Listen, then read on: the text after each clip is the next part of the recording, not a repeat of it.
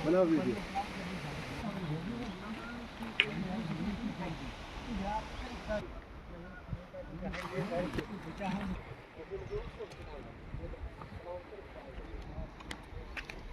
थोड़ा सी कुछ मैं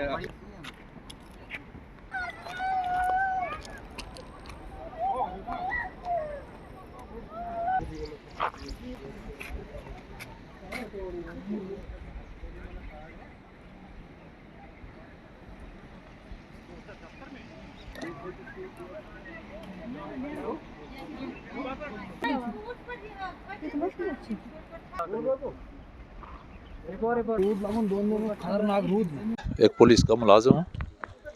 तो ये मेरा ही घर है, जो फर्स्ट पे आपने देखा, ये मेरा घर है। मैंने लगभग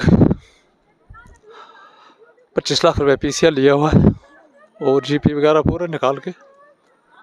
मेरी 20-22 साल की नौकरी का बस लास्ट यही था। तो अब मेरे पास कोई और साधन नहीं है।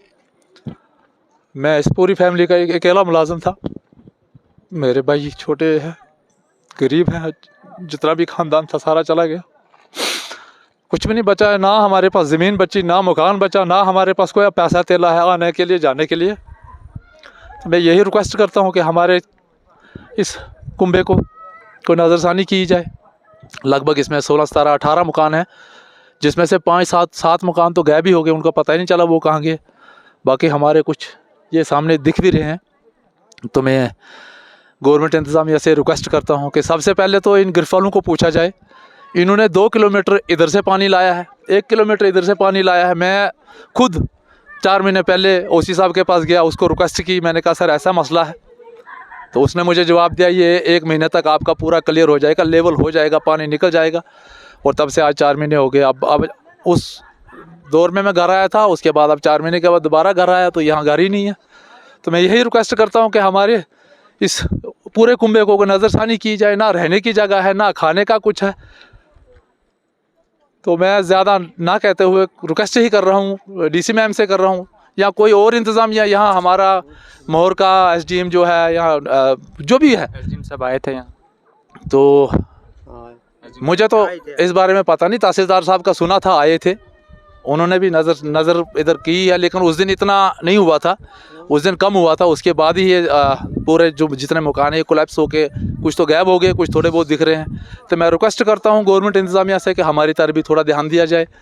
हमारे लोग तो बिल्कुल मुझे लगता है 4 दिन से भूखे बैठे हुए हैं। सब डिवीज़न में जैसे कि आपको पता है कि पिछले 24 घंटे से ज़्यादा हो गया कि लगातार बारिश चल रही है।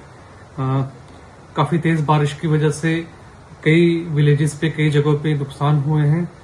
जो अभी तक रिपोर्ट है कि लगभग 86 मकान, उसमें से कुछ पार्शली, कुछ फुल्ली डैमेज हो चुके हैं।